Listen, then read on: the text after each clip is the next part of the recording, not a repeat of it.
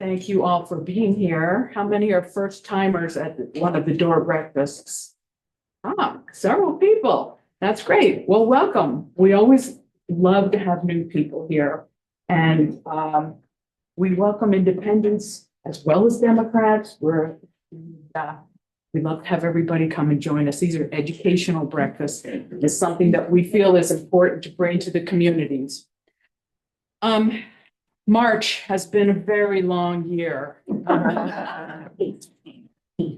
This is really tough. We just have to roll with it. We have to keep ourselves informed. It's pretty clear that our systems of checks and balances is really being put to the test. It is a strain on our system. It's also clear that American citizens, regardless of their party, are the ones that are going to have to defend democracy in this country. And nobody is really coming in on a white horse to save us. We have to really do a lot to save ourselves. We have to speak up loudly and object to what the Trump-Musk administration is doing. Can't sit by. We can't afford ourselves the luxury of putting our heads in the sand and ignoring that this is happening. It is happening. It is real. It is serious. It is dangerous. Normally I try to put a happy coating on things, but right now this is very serious, I think, and we all know that. There is one branch of government that we can have an impact on. That is the legislative branch, because every single person in the Congress is depending on their constituents for votes. And no matter how much money Elon Musk or whoever throws at them and their districts, the American people are going to see, if they haven't already, they soon will, that they are being harmed by this. And no amount of money will put that spin the way they want to spin it, that this is just a minor thing and that they're just saving the government and cutting fraud, waste, and abuse. We're going to be smarter than that. The American people are going to see that. And so the legislators depend on us for our votes. It's important that we come together as community now. We need to know one another. We need to stand up for one another, any communities that are marginalized. And that's why we have in this community, we have a lot of action groups that have started. They started before Trump actually took office. And they have been working proactively to try to avoid what consequences could possibly be awaiting. And so today we're going to hear from the leadership of those groups. However, and let me just add one more thing about community. This is the third time this week I'm seeing a lot of people in this room. Pretty soon we're going to be getting tired of each other. Yeah. As long as there's food, we'll be there. The thing is, talk about community. We had a town hall meeting in Cottonwood Wednesday night. There were 200 people there, several people, quite a few people that are here were there. 50. 150. 200. Okay. There were 175 people there. But it seemed like 200 because the people in that room were angry. They were feisty. This was a town hall for our Congressman, Eli Crane. Eli Crane was invited. We sent him invitations in the mail. We had people call him. We emailed. There was no response. He did not come. He did not respond at all. And so we set up an empty chair. There was someone there in a big chicken suit. And hopefully you'll see some news coverage. I know it is in the Verde Independent, but people signed up to speak. There were 20 people. And they spoke one after another, and everybody had a different topic. There was veteran affairs, there was education, there was immigration, there were the tariffs, there was the healthcare. I mean, people were angry, and they went up to this cardboard cardboard cutout that we have of Eli Crane. And we're like, and it was a beautiful thing to watch. That is community coming together. This was not Sedona. This was Sedona and Camp Verde and Rimrock and Clarkdale and wherever else. I mean, we were in Cottonwood. Yeah, we were in Cottonwood. This is the kind of thing that should happen.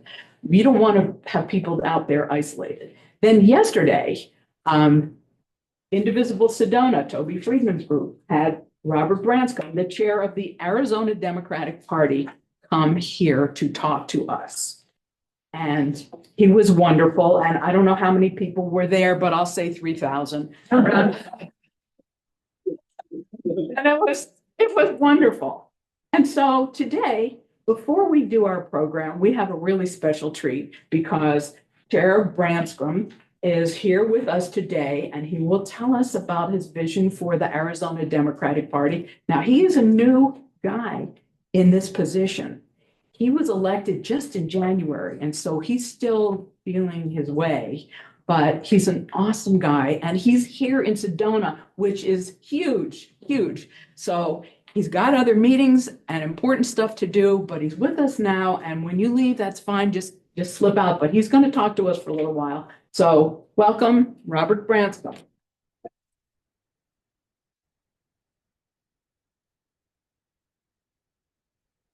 Pleasure to be here with you today. I'll make sure I'm on the line, okay?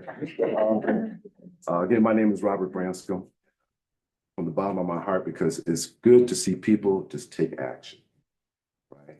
I travel the state and I talk to different groups and LDs, and they're always asking, what can we do? And I say, well, whatever you do, just do it. Don't wait for the party, right? Because there's a lot of things that we have to get together from this last election cycle. But have that energy, that, you know, that you have anger, turn that into energy and do it. And this group in this town, I'm hearing some fantastic things. I love the chicken soup thing. I might have to do some other stuff. Might do turtle. I don't know. We're gonna pick that up. But that's great. Just kind of give you a brief history about me. I've been in Arizona since about 2007. I moved here. I've been involved in some sort of type of politics. It involves. Oh, I'm sorry. Yes, let me speak up. I've been involved in some type of politics since that time. I worked at the DNC twice for President Obama. I was in the commission for the city. I was the vice chair this last election cycle, and then I got elected to chair this last January 18th. In the last election cycle, I thought we had great candidates, you know, Vice President Harris and Governor Walz. And I thought we did, as a people, did a fantastic job. I just think that maybe the party fell short in the state. And that was my motivation to run, right? I want to make sure that we run candidates in every race, especially in the rural areas, because I feel that rural areas were ignored, that the support wasn't there for you like it should have been. And we're going to do a little knock on the coordinator campaign. They came in, you know, saying this is what you should do, this is where you should go, not taking account that the people who actually live in those areas know best, right? So I'm changing all that because, you know, we need to win. We need to focus on winning, right? We've done ourselves a disservice by allowing the Republicans to paint us elitists, and they are the party of the working people, and that's not true. We have the receipts going back years, decades to show that the Democrats have always been for the people. What we have to do is make sure that we get the message from the people to know what they're concerned about and take that message and then broadcast it back out to everyone else. So that's important. In my office right now, we're doing some changes. We're gearing up for the primary, but it's primary season right now. We're not waiting for November. It is right now. So every day we have to put in the work to change what's happening in the country. And it's a shame what's happening because the Republican Party, let me do this better. The MAGAs, not Republican, got separated. The MAGAs who ran for office just lied to us just so they can get in office and do the opposite, like Eli Crane. And now they're scared to come see the people because they know that we've been bamboozled. Right? They told us one thing and now they're doing another thing. But it's our fault because they told us what they're going to do in Project 2025. They said, we're going to do this. And we thought that was enough to motivate people to vote for Harrison Wall. We fell short. We had our 7 degrees of what's called depression that we go through, all that stuff. Grief, there it is. Thank you, grief. I still don't watch the news on the day because I'll probably throw a shoe at the TV. It just depresses me because you get so angry, like, why is this happening? How did we allow this to do this? So we have to take that energy and turn it to action. So at the state party, we're trying to communicate better.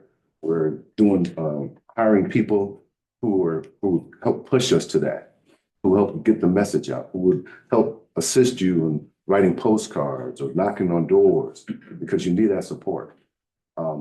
It takes money, of course. Yes, it takes money. And one of my responsibilities is to raise that money, but I'm not waiting to raise the money to do stuff.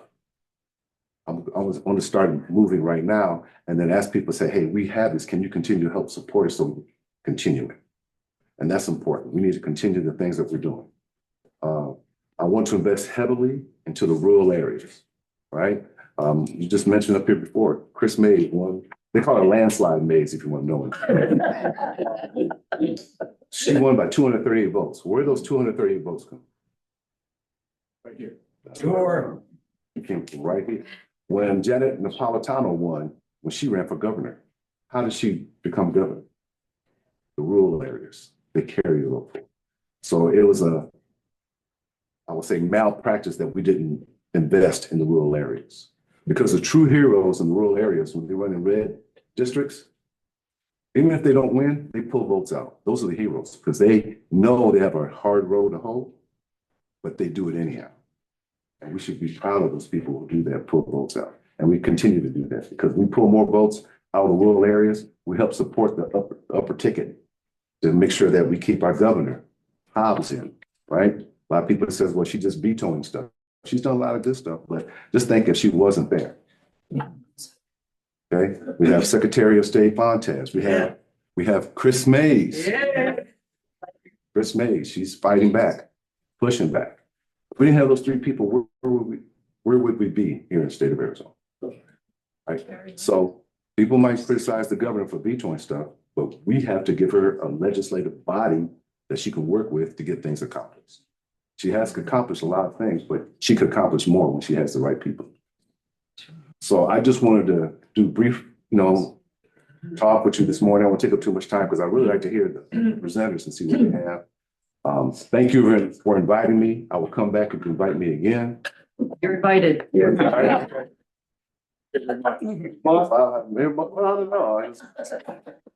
I take up on that.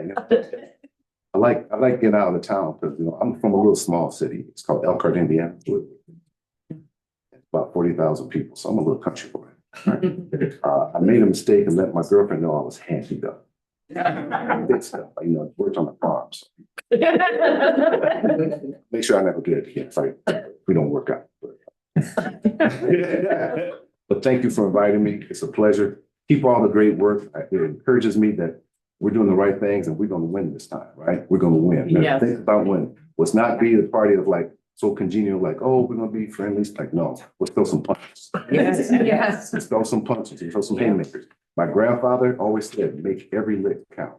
And that's what we're doing here. Got to make every lick count. So thank you very much for that.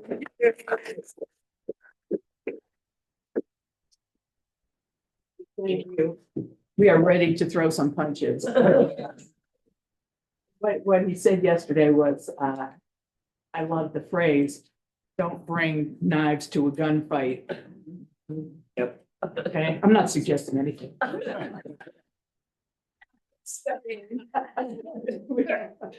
We want to give it our all.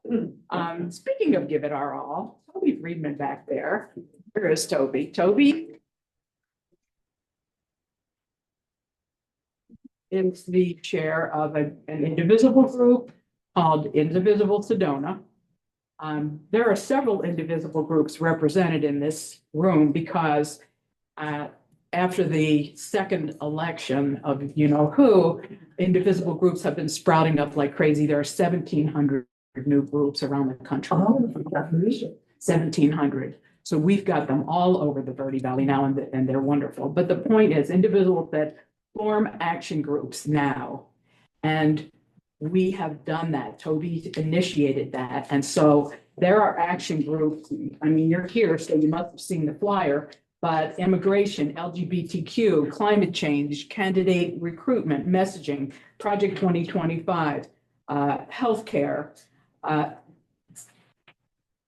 My point is, you're going to hear from some of these people, the leaders of these groups today. They were not born to lead these action groups. They jumped in to fill a void, which is terrific. If you want to join any of these groups, you can join them. They're always looking for more people. But what I'm saying now is, if you have some interest that you think is not being addressed, that should be addressed, that there isn't an action group for yet, start one. It doesn't take much. Start one. Or do a little research on the internet and find one that's already existing and funnel that information to other people. Share the information. Don't expect anybody to spoon feed you your activism. You're going to have to be a little bit assertive and figure out where you fit in and what you can do to help, what your interests are. So the first person that I would like to address this group is Lori Lagario. Lori has been in her Indivisible group since 2017. Like most of us, she was not an activist before the first Trump election, but she found herself being an accidental activist and has been doing a great job and has been spearheading this immigration group.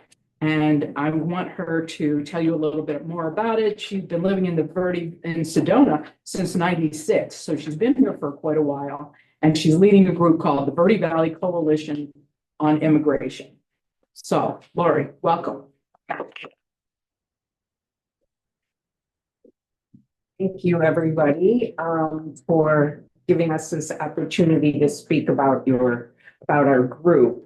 So what I'm hoping to do is kind of inform you of the things that we're doing right now. There will be other things in the future. And I want to invite you, if there's anything that speaks to you, to feel free to join our group. Currently, we have three main areas of focus. And that is our primary focus right now, is distributing know your rights information to vulnerable people and communities. The second area is encouraging schools to adopt the National Education Association guidelines for safe schools. And the third is contacting local, state, and federal representatives regarding how we want them to vote on immigration-related issues. And so first, the Know Your Rights information. There is a lot of information, so we've kind of separated it into three main categories. The primary information that we are giving out is this zine put out by the ACLU. People can print them from forms online, and it's one side is Spanish and one side is English, and it goes over what people can do if they are approached by law enforcement at home, in public, in their cars, or near the border. Because, you know, what they need to do is a little bit different, because you don't want to be so, you know, you don't want to cause them to be more hostile towards you. But everybody that is in this country has certain rights. And along with this zine, we give out these red cards that one side is Spanish and says what the rights are, like, no, you do not need to open the door. I do not need to answer questions. You know, I have a right to an attorney. And then on the other side is what they would say to invoke their rights. And because some people might get very nervous when they're in that situation, you can just hand this to the person, or if you're in your house, you can show this to them in the window. And that is considered that you have invoked these rights. And so that they need to change a little bit what they're doing. Do we distinguish between people who are undocumented and people who are with regard to those cards? Because if I am, I'm going to open the door and show my proof of citizenship or my right to be here. No? Well, it's up to you, and you might want to talk to an immigration attorney on the best way to handle your particular stuff. It kind of depends on exactly what your documentation is, but we've seen people with valid green cards, people with visas, people that just have their boyfriend put a bad text on their phone criticizing Trump, being kicked out of the country. And pretty soon, citizens, if you protest against Tesla, that is going to be considered a deportable offense. So I did bring some red cards in English for all of you. So I can't wait to be deported.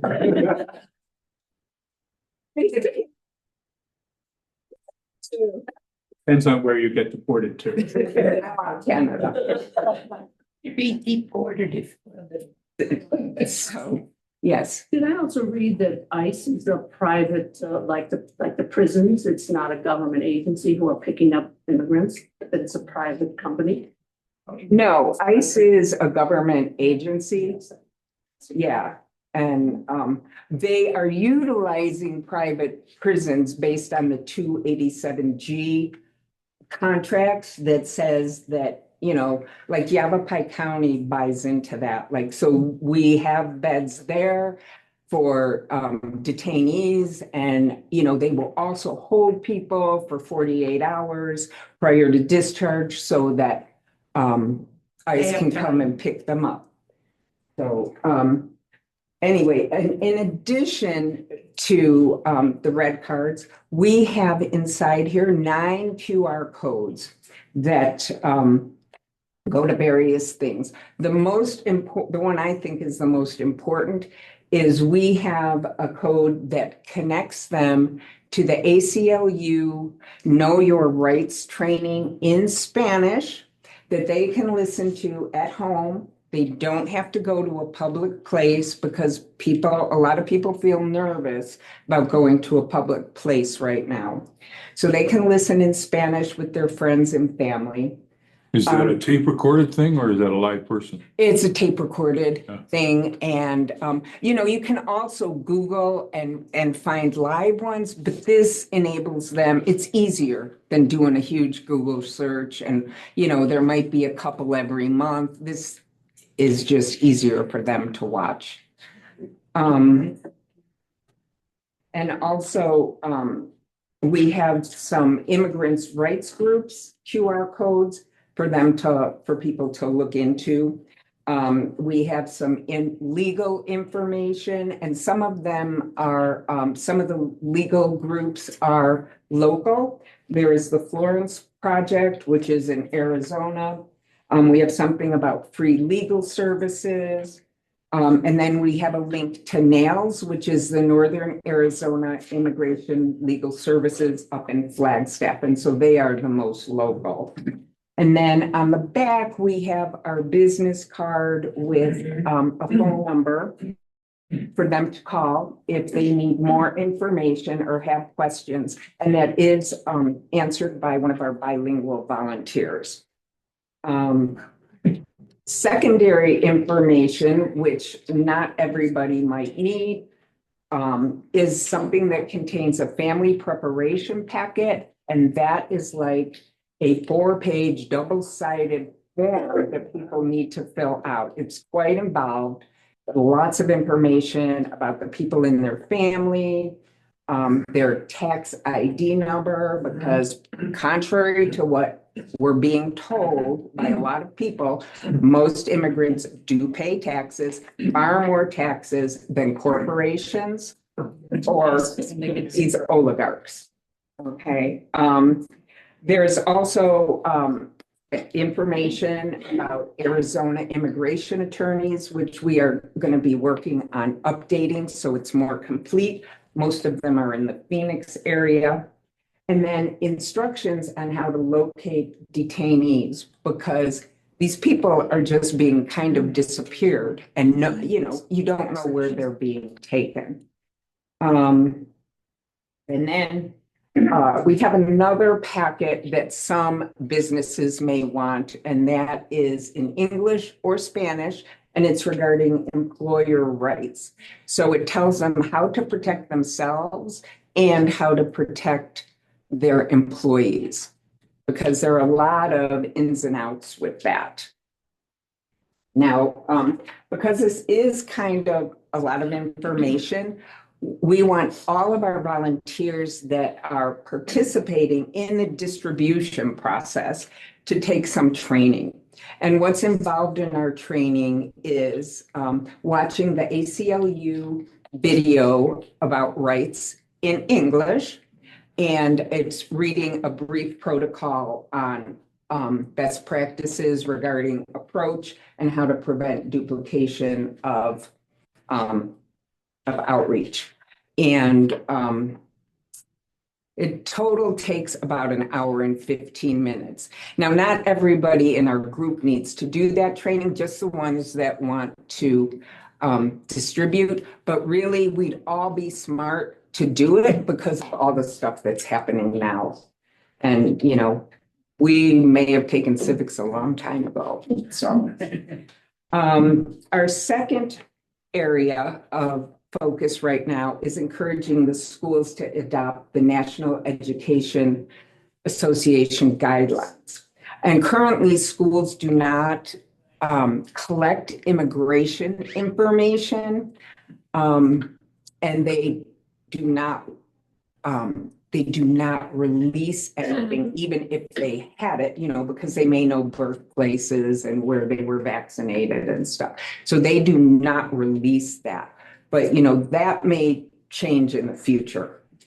And they're even talking about needing to be documented or, in order to get an education now. And that has never been the policy. The Sedona School District policy is that no one can enter their premises without a signed specific judicial warrant. And Superintendent Swaninger is the one who will evaluate it. But part of it is they need to make sure all their teachers are trained in this protocol, all the staff members. We need to make sure that all contact information on every student is updated in case their parents don't come to pick them up, or in case they go home and their parents aren't there. And to be honest, that is a fear of a lot of parents and a lot of kids. And the third part of this plan is to be distributing the Know Your Rights information and red cards to the families. And, we have been encouraging them to do that, but so far it's fallen on deaf ears. In the schools? Or? In the schools, yeah. Like having it available in the office and people can come and pick them up. And then 4 is to provide emotional support, either to groups or individuals, kids and teachers. A lot of teachers are DACA, recipients. And they're under a lot of increased stress. I'm excited to say we do have a counselor, a couple of counselors that are interested in doing this volunteer work. And right now we are looking into where to hold the meetings that is not in a public place where people will feel safe, and it'll be available to middle schoolers and high schoolers around the Verde Valley. And then third, because I know I'm kind of running on, are the action steps you can take. And right now, the most important action steps are we should be calling almost daily, if not daily, to Governor Hobbs regarding SB 1164, which is the Arizona ICE Act. And we need her to veto this bill. And we need to tell her that we support her vetoing this bill. It requires local law enforcement to provide support to ICE and Border Patrol and act kind of as like immigration agents. And then number two, we need to contact our state senator, Mark Fincham, to vote no on SB 1111. I don't know if you've heard about the bounty bill. And this gives law enforcement a $2,500 bounty on each person that is deported. And it doesn't say each convicted criminal that is deported. It just says each person deported. So anyway, Where would that money go to? that goes to the law enforcement agencies. The cop or the. I think the organization, originally they were gonna do the specific officer, but then I think it was just a little What's that too number again? over the line. Oh, SB 1164 is ICE Act and SB 1111 is the bounty. That's it. Yeah, When are these bills expected to pass the legislature? well, the ICE Act did pass both houses. Waiting. And we are waiting, and then the other one, the bounty bill passed through like the committee, so both houses are gonna be like taking it up. Yeah. Okay, all right, thank you.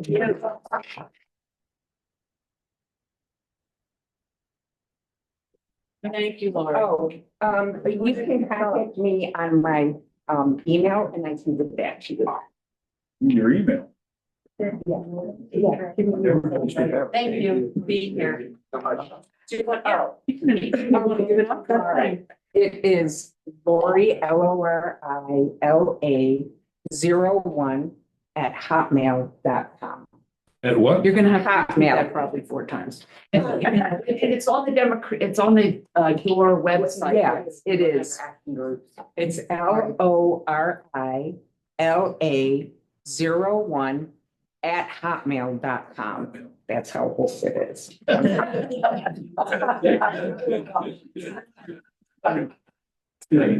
Thank you. This is all good information. You have devoted yourself, I know how much time you have putting into this. And Lori's got a group of volunteers that are helping her out. So this is terrific. This is the kind of thing we should be doing. Dr. Liz Harris is over here and she's going to come up now and speak about the action group for LGBTQ issues.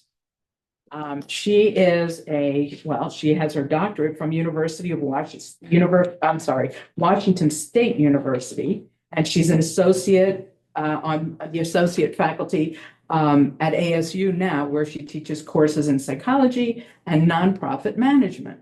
So she's still working full time. Yes, I am. Thank you for doing that. Thank you for telling us what your plans are.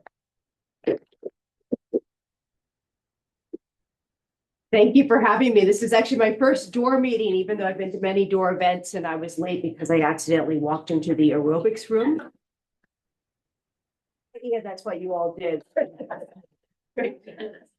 So I'm here today because just in the last month, I've decided to step up and I've taken on coordinating the Indivisible LGBTQ plus action group.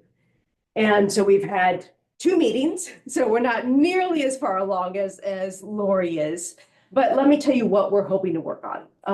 And also I want to tell you how you can help. The first thing is that the group was interested in making sure that we all continue to nudge and push and harass our representatives until they do the right thing on LGBTQ issues. Now, there's already a lot of groups out there who are disseminating information about who to call and when to pressure Hobbs to veto things and things like that. So we don't want to replicate that. We just want to disseminate that. But that is a piece.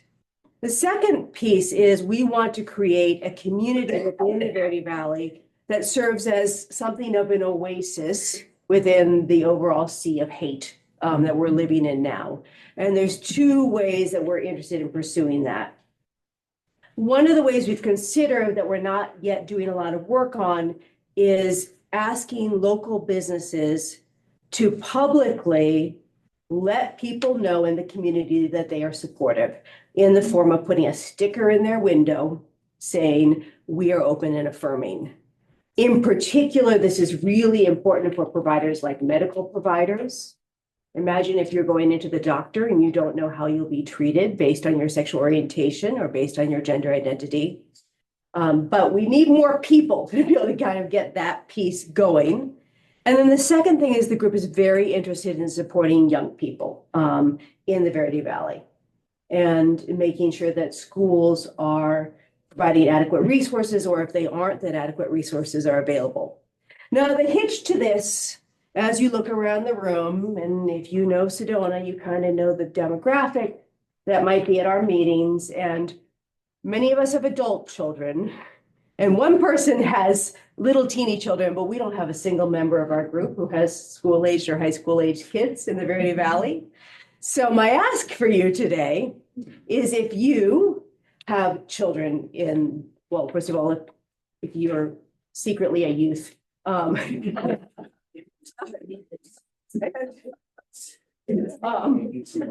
if you have kids who are in the school district here, or if you have grandkids in the school district here, or if you know people who are in the school district here who are members of the LGBTQ community, we want to talk to them. I want to sit down with them, have coffee with them. Yes. Okay, so I'm from Rimrock. Yes. And there are more younger people in Rimrock than there are older folks. So we have a robust group of people ages 15 through 40 in our group.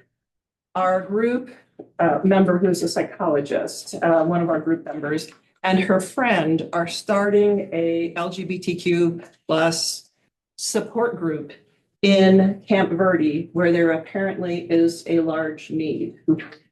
So when the meeting is over, I will give you their information so that you all can hook up. Great. Because there is a need and there are people. Yes. Yes. Fantastic. This is exactly what I was hoping would happen by me standing up here. So thank you.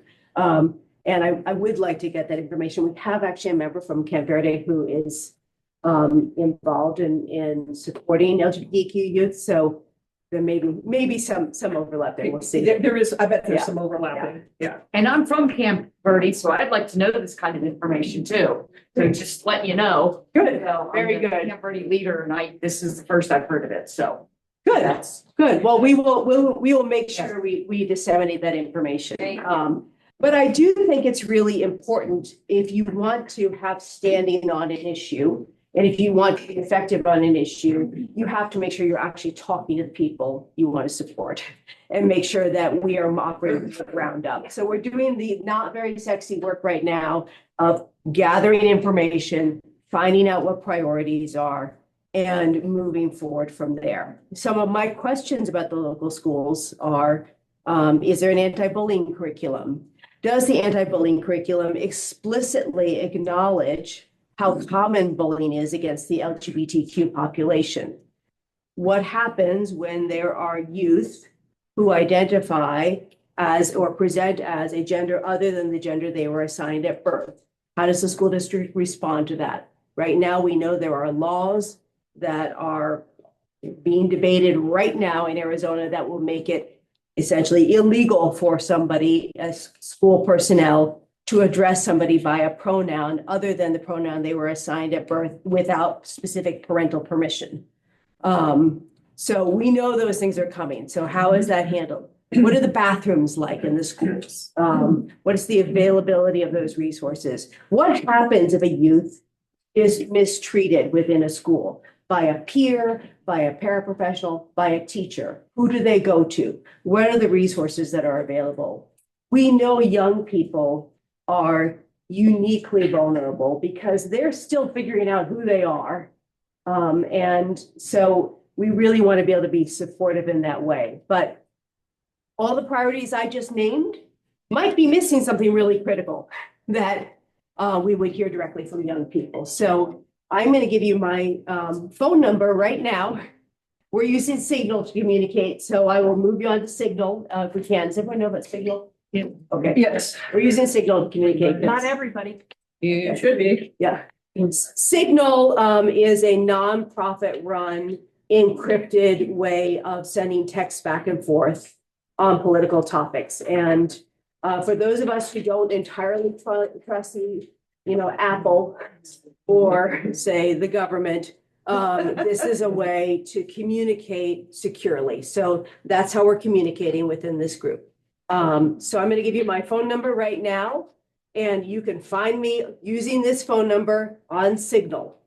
It is 510-541-9424. 9424. 2-4. Yeah. Repeat your name. And I'm Liz Harris. Final thing I want to say is that our next meeting is going to be in person. We alternate between in person and online. And it's actually, Diane, I'm sorry I didn't tell you this earlier, but it's at our house. Okay.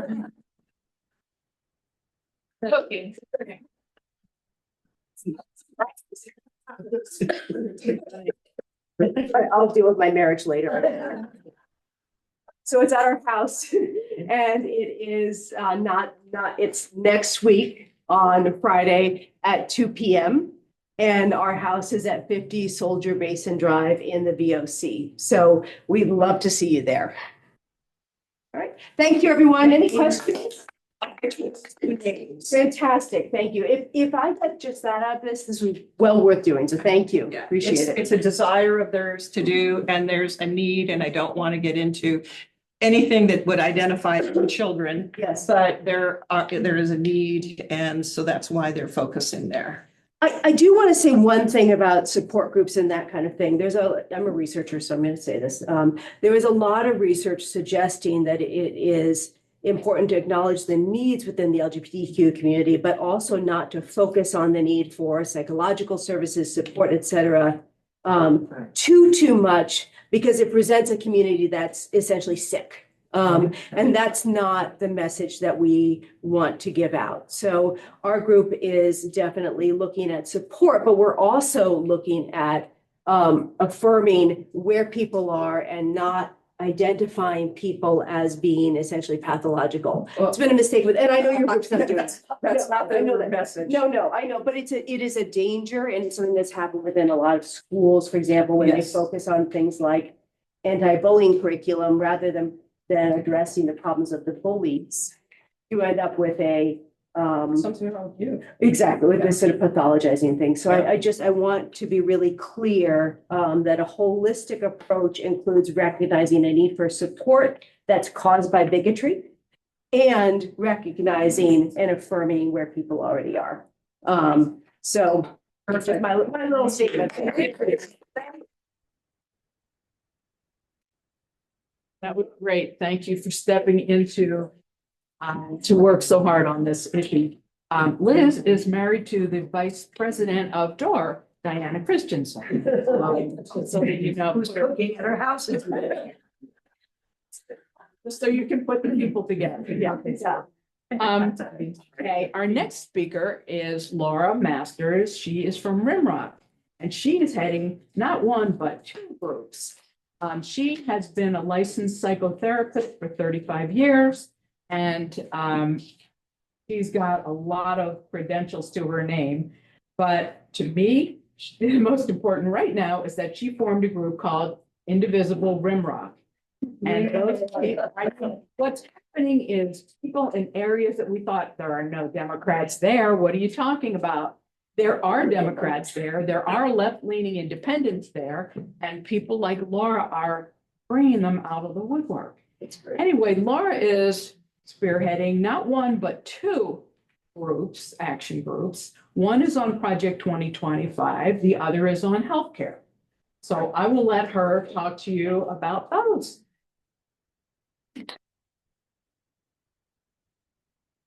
My name's Laura Masters. I've been in healthcare for 35 years. So I thought taking healthcare would be probably a fairly simple thing to do on that. So I'm going to use this to use for my papers. I like papers. So we have in our group, we have a woman by the name of Summer, one guy by the name of Bob. We have somebody, Richard, Pat, Linda, Vicky, and myself. I have not included their last names here because they haven't given me permission to do so. One of them is a nurse. The other is a PharmD, which is a pharmacist. Another is a PhD. He's a researcher. And two other people are teachers, and then a administrator. So we have a lot of people in our group who have previous experience in this area. And that's kind of what we were looking for, is people that understand healthcare regulations, people that understand healthcare shortages because they work every day in a facility and they realize that right now there's shortages going on.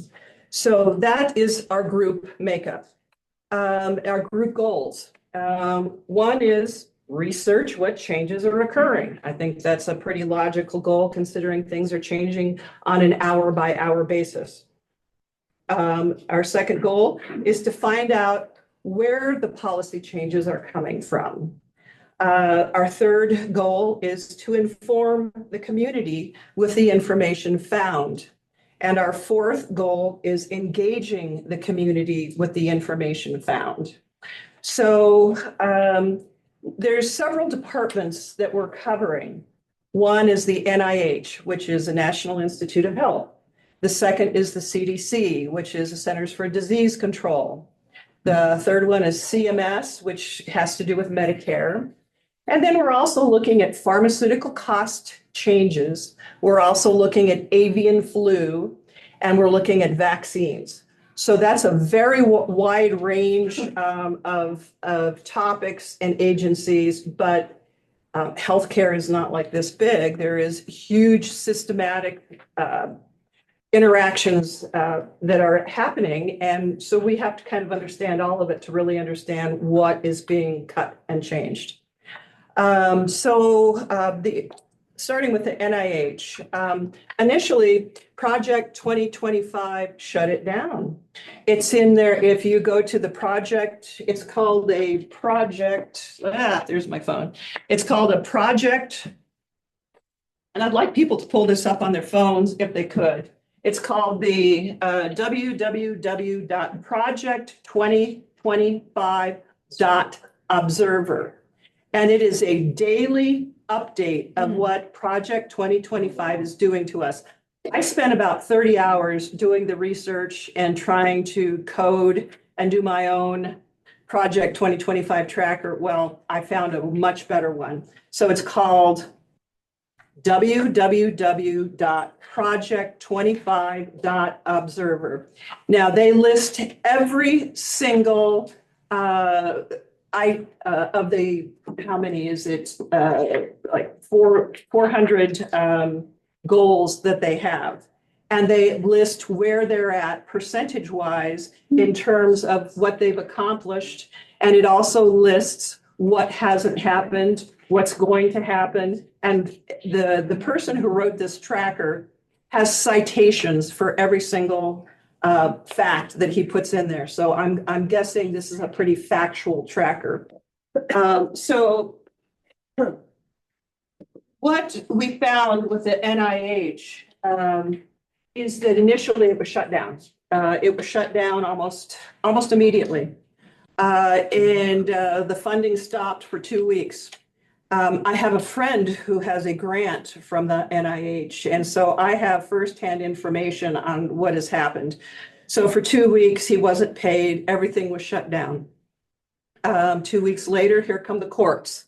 The courts have filed TROs, temporary restraining orders, and they have put stops to this. So he's back working again.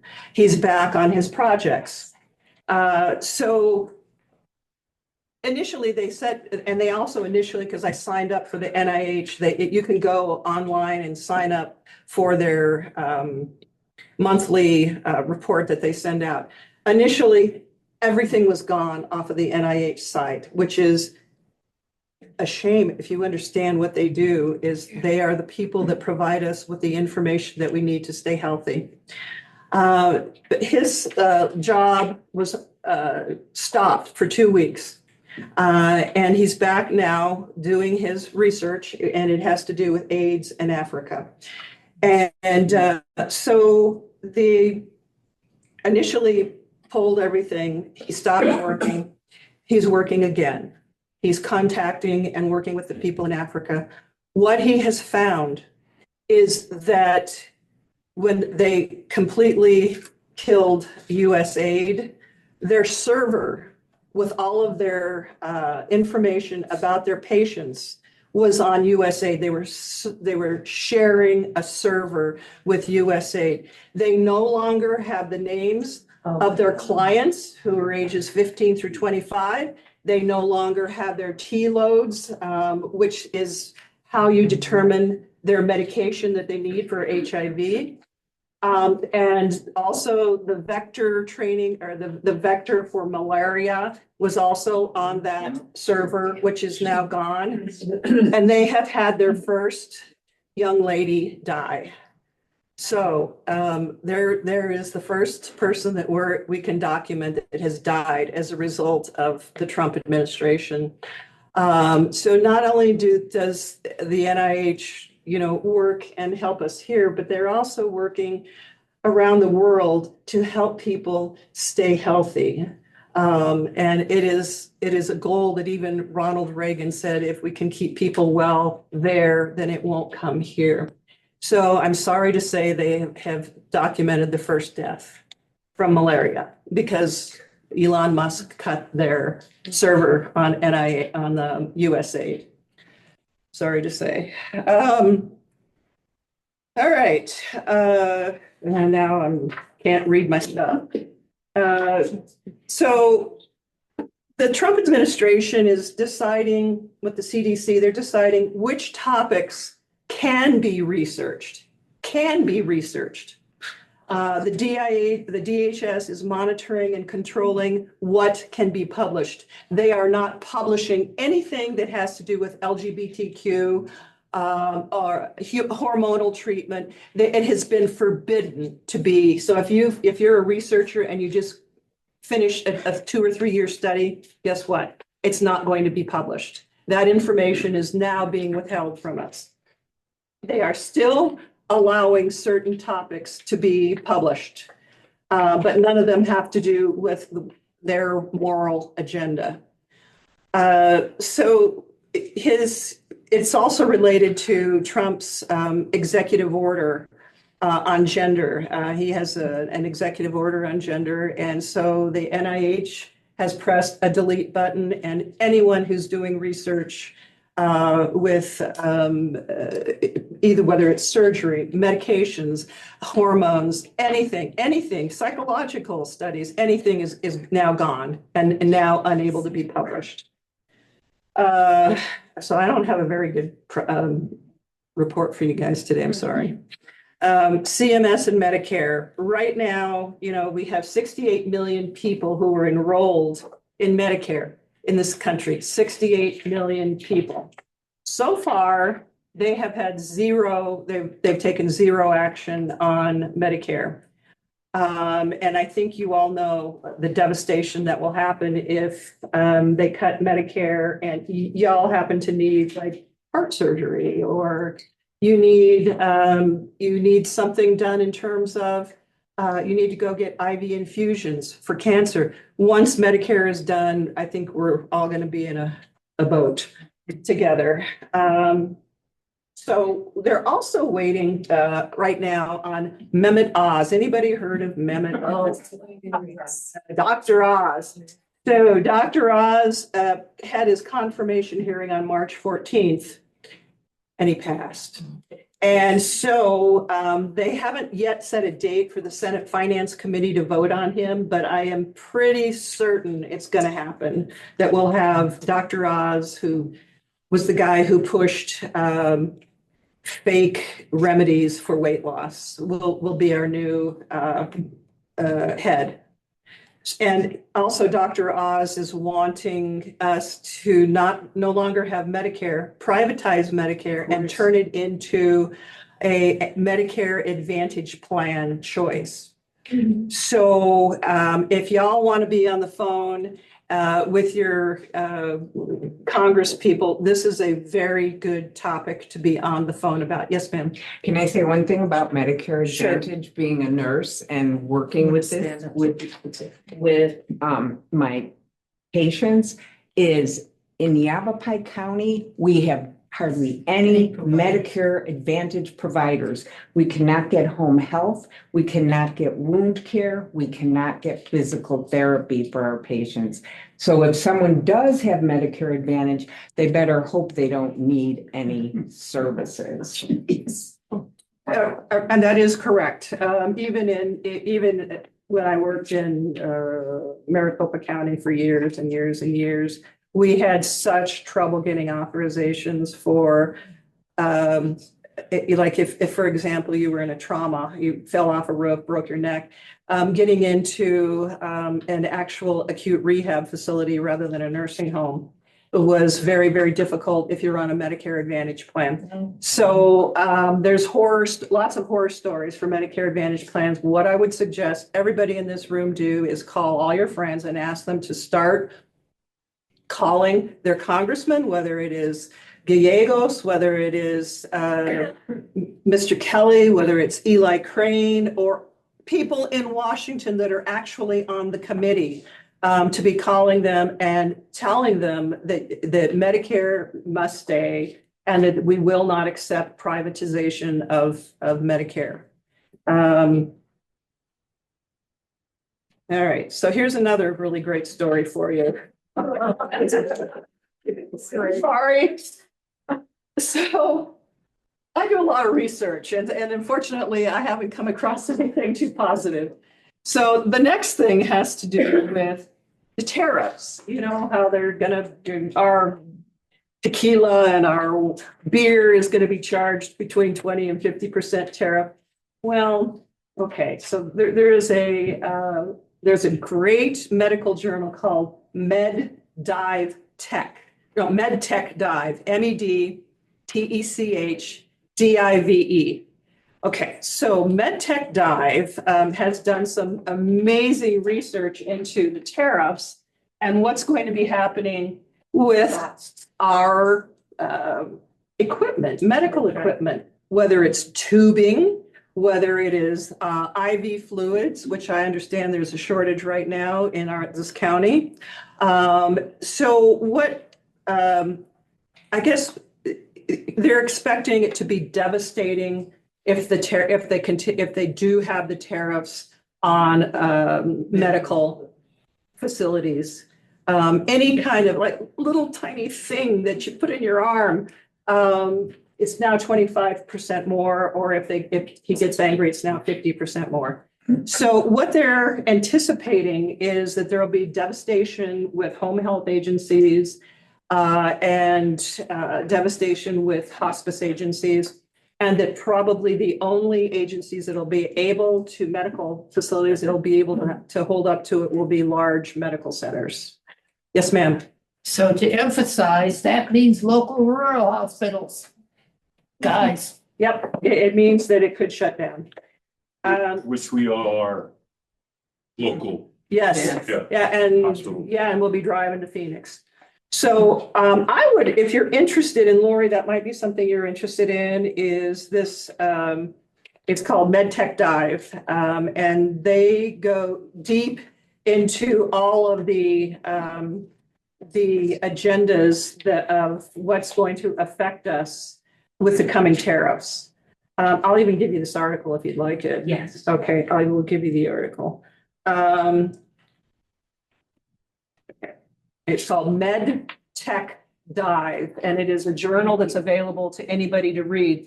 What they did say in that is in 2016, Trump did provide a exemption for medical devices that came from China. He actually did do an exemption in 2016. So maybe that's something too that we can when we call, we can suggest that they put an exemption on medical equipment. And most of it comes from China, folks. So just to let you know that. All right, any questions on the medical before I move on to the really happy project 2025? There's the front page. Medicaid. Medicaid. What's your question about Medicaid? Well, for those of us who have developmentally disabled members of our family, I know our president has said, kill them, they're not normal. So I'm wondering what's happening with Medicaid. My understanding is as of the end of September, when the CR continuing resolution ends, that there will be no Medicaid funds. Jeez. So I have a son who's disabled and on Medicaid. It will definitely affect my family as well, significantly. And right now, I've been working with local agencies, talking to local agencies. I've been talking to agencies in Phoenix as well. My sister-in-law runs Healthcare Alliance, which is a huge agency down there. Right now, they're looking at catastrophic plans. What are they going to do in the event that the Medicaid does end at the end of September? So I would thank you. Everybody in this room and all of your friends really need to make the phone calls so that we don't lose Medicaid, because it will destroy our country. Yes, ma'am. Just want to add, rural hospitals in the South where they didn't accept the Medicaid Advantage extension, that's where all the hospital closures happened. Yes. Rural hospital closures. In the If South. Medicaid, it's rural Yeah. hospitals. Yep. If it happens here, our hospital is likely to go. Yeah. So it's a significant, it will have significant impact on all of us and family members that are on Medicaid. If you need surgery, are they going to have the equipment that you need? So please, everybody, make those phone calls. I got a question for you, and ma'am. this is also for Ellen. Are there going to be specific tasks that you're going to give us? So when we say make the phone calls, do you use things like 5calls.org and things like that for people who are like, I want to make a call, but I don't know who to call. I don't know what to say. Yeah, whatever you want to use. Okay, but I'm just saying, so do you guys all know about those things? Okay. So you can use any call, app that there is. 5calls.org is an easy one to use, because all you do is you type into your zip code and up comes all of your people that you need to call, and up comes a little blurb for script. You can do it yourself. If you feel like you are comfortable doing that, I have no problem calling and telling people how I feel about a script. So, but some people feel like they may miss something if they don't have a script. So yeah, use the script if you'd like to. Yes, ma'am. I forget, she's a blogger and it's called Chopwood Carry Water. Yeah. Jessica Craven. Craven. She has a lot of different ways that you can call. She's great. Scripts. What is that? It's Chopwood Carry Water. Wait a minute, Chop wood, carry water. It's Jessica Cravens. Is it Craven? Craven. Yes. Yeah, she's really good. And that's on Substack. Yes. I would suggest everybody download Substack and use it. It's a nice way to get news that is not slanted, and you're required on Substack to actually cite where you're getting your information from. There's an occasional person who'll do an opinion piece, but it says opinion piece on it. They're not trying to sell it as fact. Okay, thank you for that. Yes, ma'am. The phone calls. I'm a little frustrated. I have 3 wonderful Democrats in Michigan. And yes, it's good to call and say thank you and keep working on this. But you mentioned what I've been wondering, the committee members. Can we call committee members? I know if you're not from their state, they don't care. But shouldn't we as citizens have the right to talk to the committee? Why not? Yeah. Yes. Yeah, we should. We should. Anybody that's on the medical committees, yes. And medical finance committees, yes. Absolutely. Good, that's a great point. All right, so now I'm moving over to the really fun thing, which is Project 2025. Do you have any time left? Yeah, I could do about 5. Okay, all right. So what is Project 2025? Has anybody here actually read it? I read first. Okay, I've read the whole thing. Let me tell you, it's really hard to read and they make it that way on purpose. They call Project 2025 a mandate for leadership.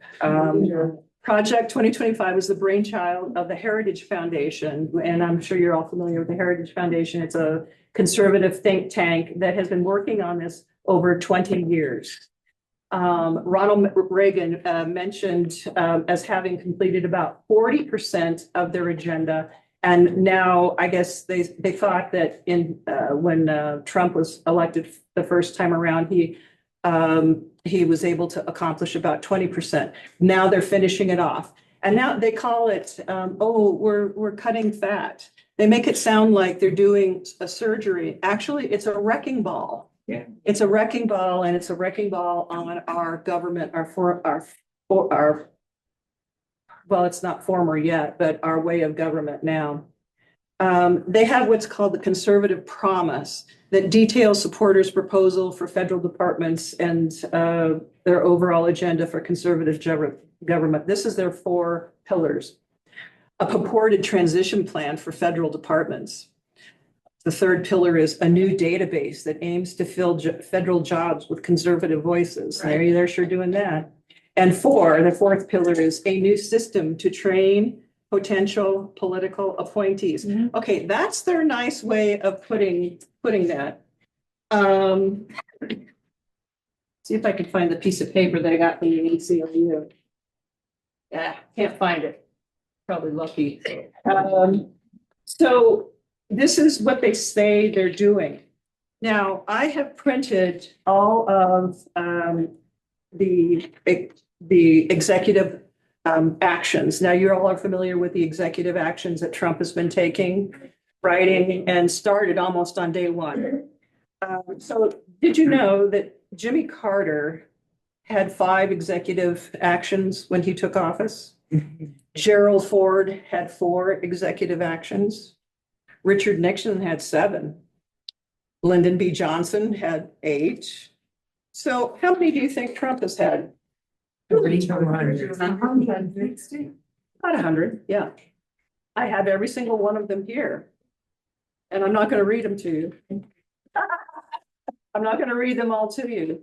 But what our committee has decided to do, because this is a huge conglomeration, this project, this is not something easy. So what we have decided to do is we're taking a 4-pronged approach. And the 4 prongs are: 1, we're gonna understand what this is all about, and what it really is it's called the new apostolic religion.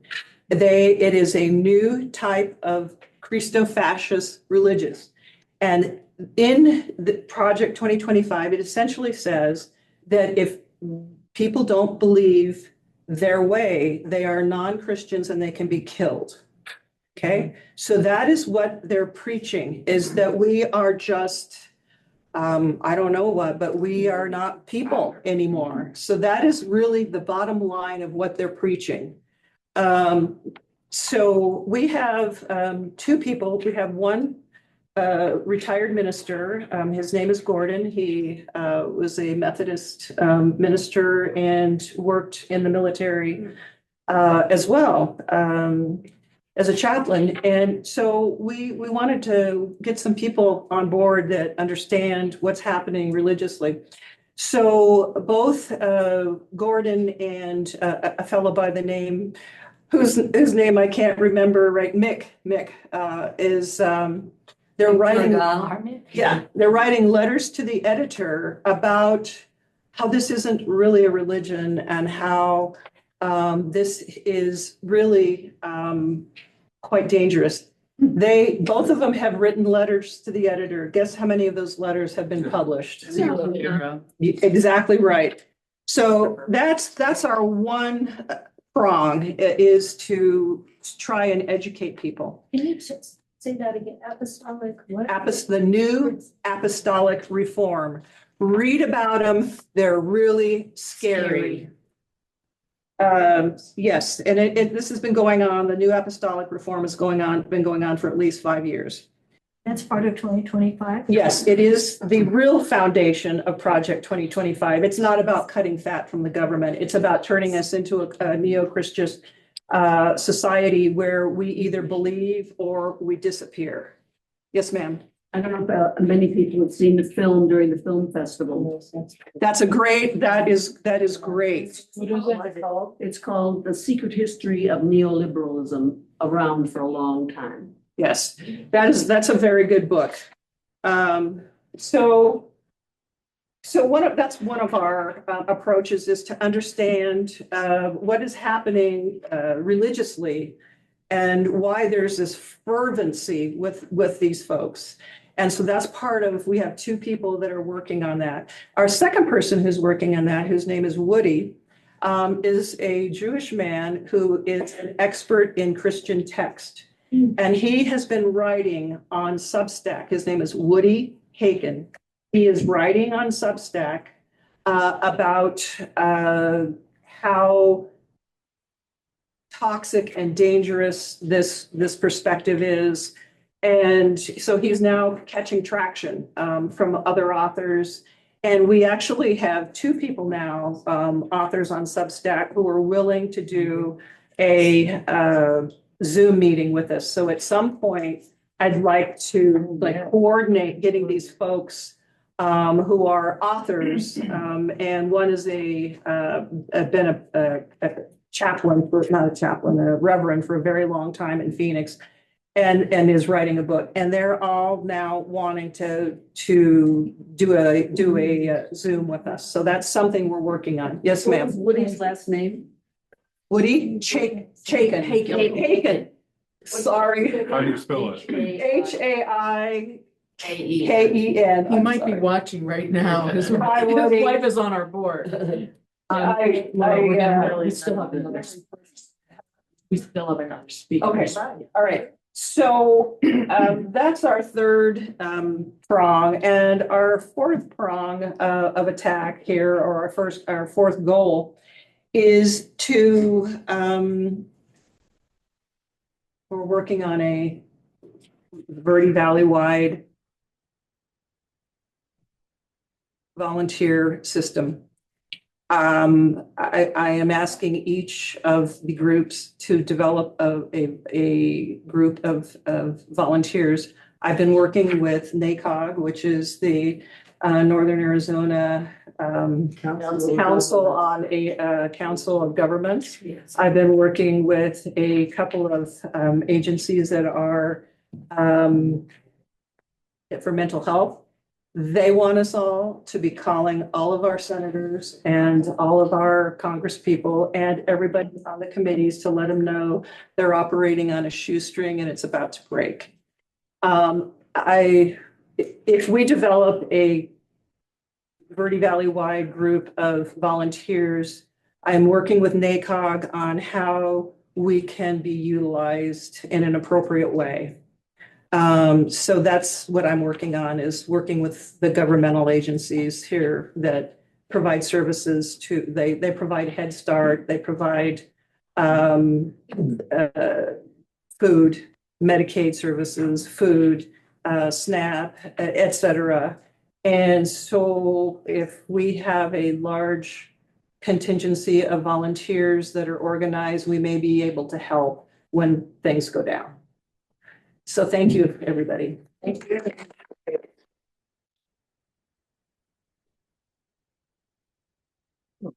My heart is on a low. It's it's overwhelming. So overwhelming. When you're overwhelmed, it's easy to just say, I can't deal with this, and do nothing. It's easier to retreat. I urge you all to please not retreat.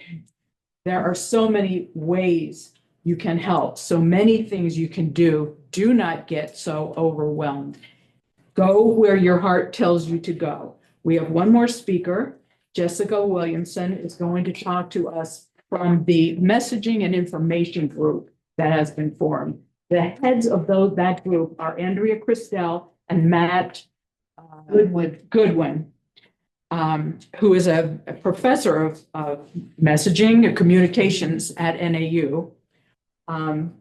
Jessica has her own subcommittee, but if messaging is something that you're interested in, contact her. Let me just say that these action groups and their leaders and contact information is on the DORR website. And I strongly urge you to go to the DORR website for resources like this. We had things like every position that is open for people to run for in 2026. Those are all listed on the DORR website. The duration, how long is the term, whether it's political, whether it's not political, everything in the Verde Valley, because we need people to run for offices. That's one thing we need to do. I mean, there's so many things that need to be done, but do go to the DORR website for information and resources like this. And we do urge people to use that 5calls.com. It's on all of our flyers that are going out now, because that gives you a script when you call your representatives. Jessica Williamson has moved here from, she moved here in 2023 from. No, 2003. 2003, sorry, yeah. 2003. Right, from New York City. Big change, like me, I'm a Philly girl. So she's been living here for a while. She was on the city council for 10 years. She was a city employee for New York City for, I'm not going to say how many years because that dates her. And I know you all think she's 25, but she is a little subgroup on her own on messaging, and she'll talk to you about that. Thanks, Jessica.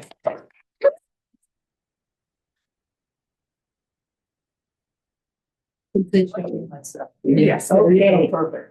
The community, Matt and Andrea are head of the communications, and messaging, misinformation and disinformation group. The misinformation and disinformation is going to concentrate on understanding the differences between misinformation and disinformation and developing strategies to counteract both. And they've sort of decided they'll do quarterly activities to look into those topics. And they've got two that they've already kind of got in mind to do. The first is going to be a community dialogue on why respect human rights, a conversation for the community. And they expect it to be sometime in, what did they say here?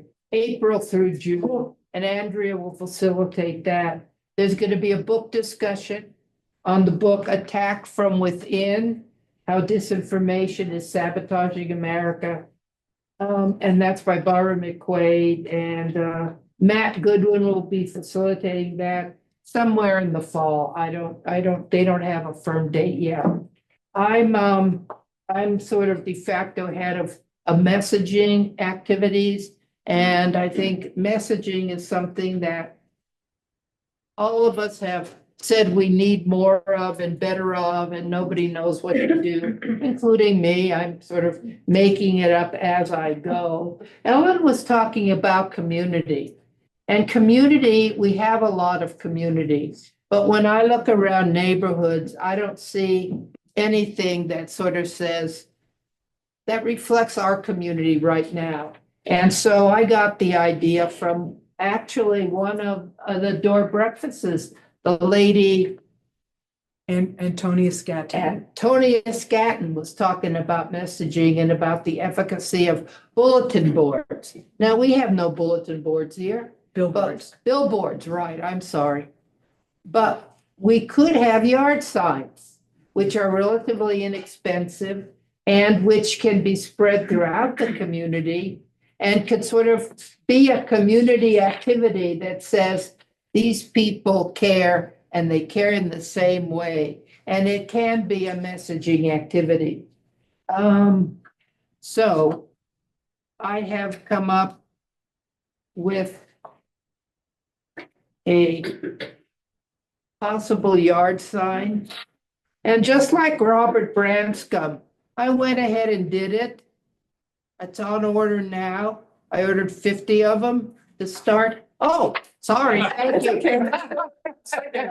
I ordered 50 of them, and now I'm trying to figure out a way to pay for them. So I do have a couple of donors, but if anybody else is interested in this activity, because I would really like this not to be one sign.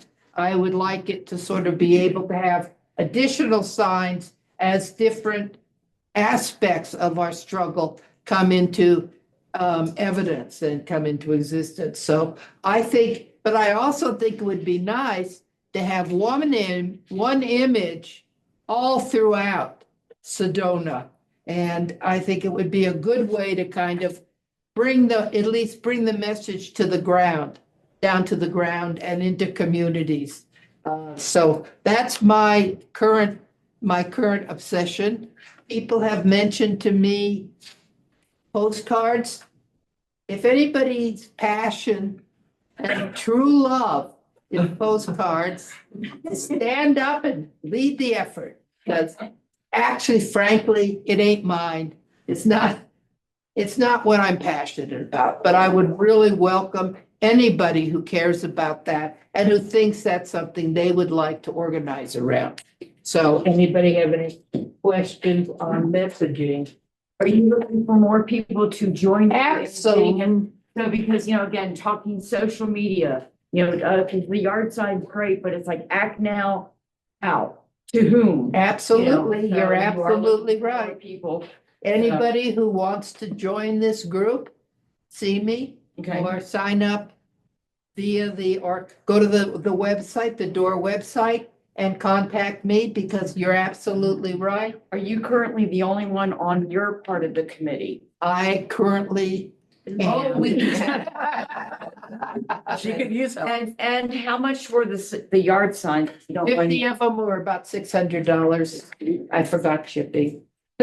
So, and like I said, I have a couple of donors, but we really need more. And I figured we'd put them in, we'd bring them here for people and we'd put them in the DORR office. And I think it'd be really great if the interest was big enough that I would order another batch of them because I have a vision that's just my own vision, which is everywhere throughout Sedona, there are these signs. And I think that's an important message. And it can be anywhere throughout the Verde Valley. Absolutely throughout. You're absolutely right. Thank you. Because I forgot that's the thing that I found about these action groups. Yeah, It's not just in Sedona. It is everywhere. absolutely. Rimrock, Laura, kudos to her and her team, so, and that's where I think if we can continue to broadcast this out amongst ourselves and amongst the people that we know and the people that we know.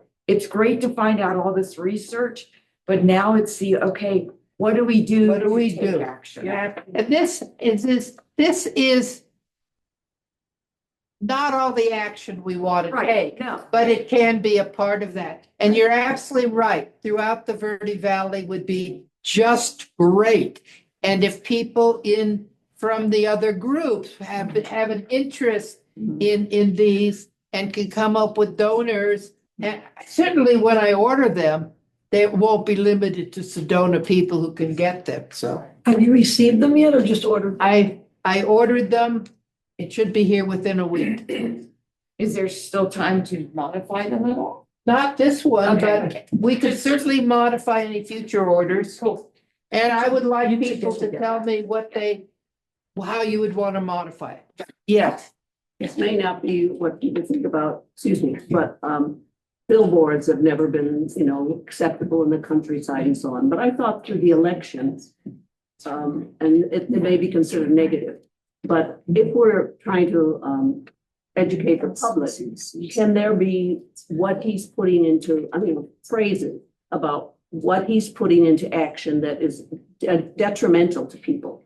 You know what I mean? And On billboards or on yard signs? well, billboards, Okay. I've always thought billboards because Yeah, people need to see what the damage is Whether they believe it or not, that's another thing, but it may or may not be an idea that. I totally agree. I'm on the same page as you. Would you like to committee with me Okay, and get well, that going? let's get on her committee, because this, if you Yeah. guys are good with that, because there's also, I attended, I'm excited. I attended a Zoom meeting yesterday that talked specifically about, look, how to address messaging that the other side will actually kind of start hearing. Yes. And how to not make it all about what we want to say Yes. and how we believe, Yes. but how we can get our message out to them so they go, how would you affect Right. them? Right. So anybody who's interested in being on this committee, the messaging committee, just contact me. The communications committee and misinformation has had one meeting. And I have no reason to say the messaging committee can't meet much sooner and talk about more. Toby, How do we contact you? you contact me, I'll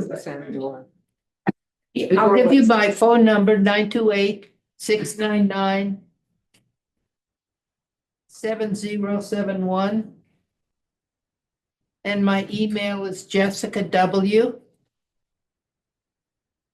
86331, no, 86336 at gmail.com. 86 what? 336, the zip code, at gmail.com. Jessica, can you give your number one more? 928-699-7071. Oh, I just wanted to add to that. All of these groups are supported by 5 indivisible groups and 3 clubs. DORR being one of the clubs, Roy being one of the clubs, Verde Valley Dems being one of the clubs, and they've presented to all of the indivisible groups and to these 3 clubs. So we are drawing people from all over the Verde Valley.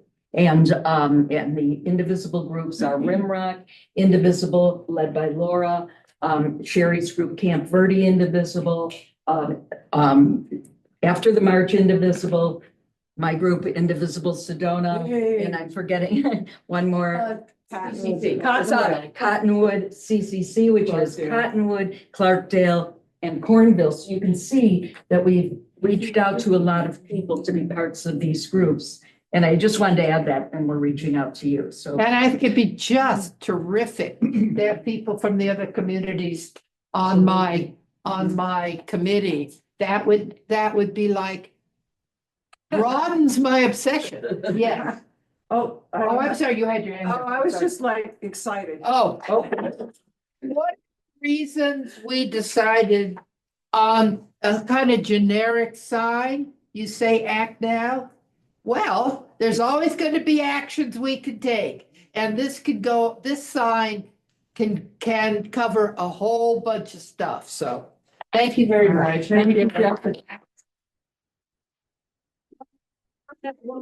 She wants to add before I do closing remarks. I'm sorry, I forgot the most important thing.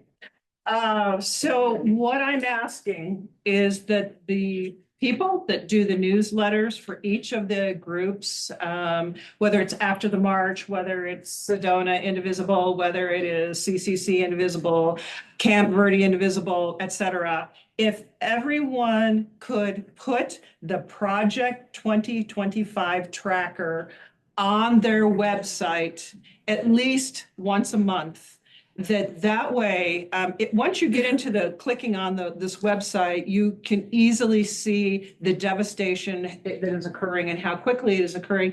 And you can also see where the temporary restraining orders have stopped it. So I'm asking if each group leader could put on their website, it's www.project25.observer. 2025, not 25. Yeah, project 2025.observer.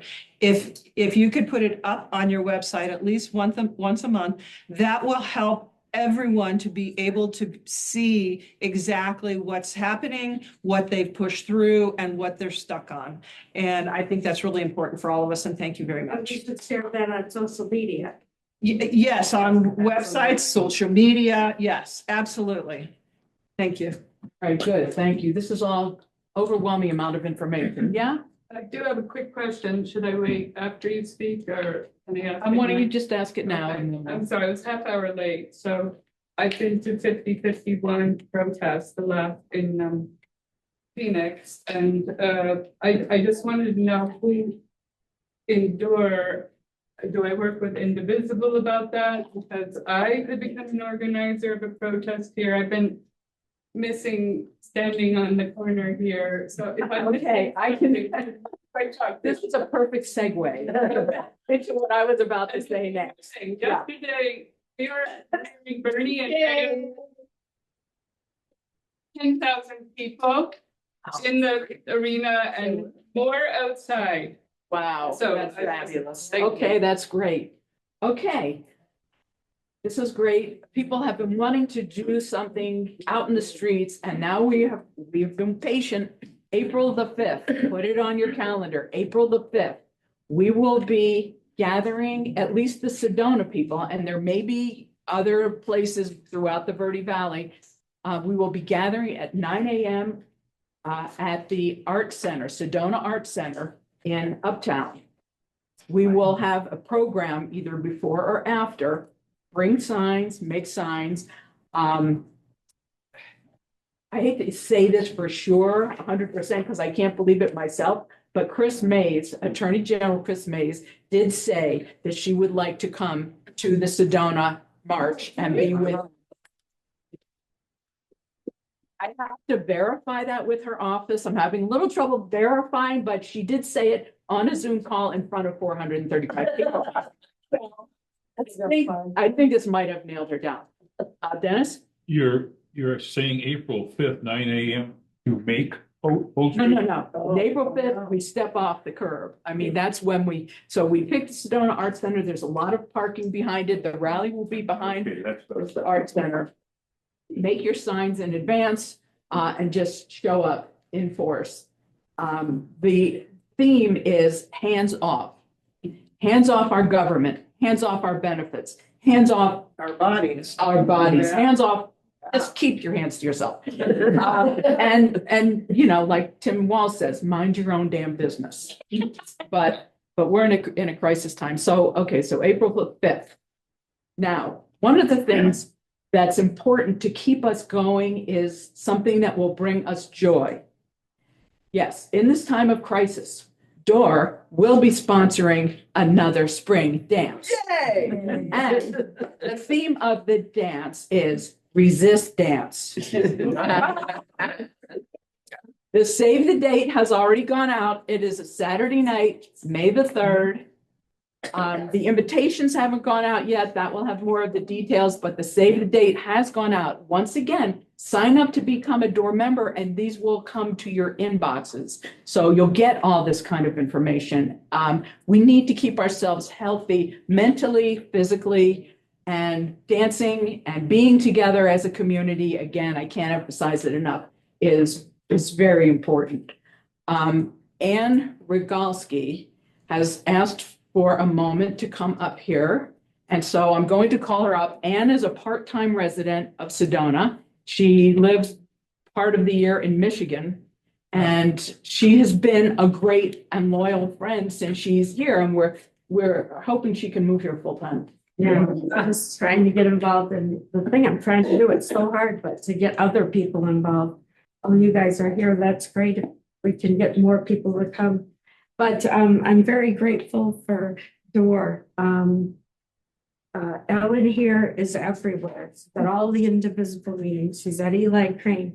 I see her everywhere. She's the Liberal Ladies Lunch. She's doing so much. I'm so appreciative of being in an active Democrat meeting. The one back home isn't as successful.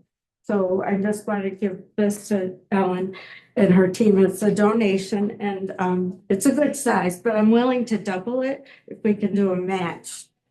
So.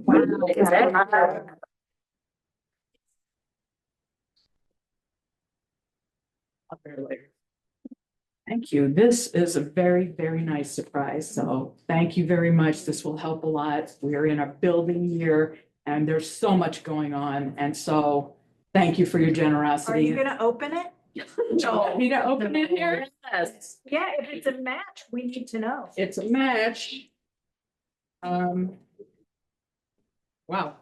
Okay. This is, there are, three circles behind the number, $2,000.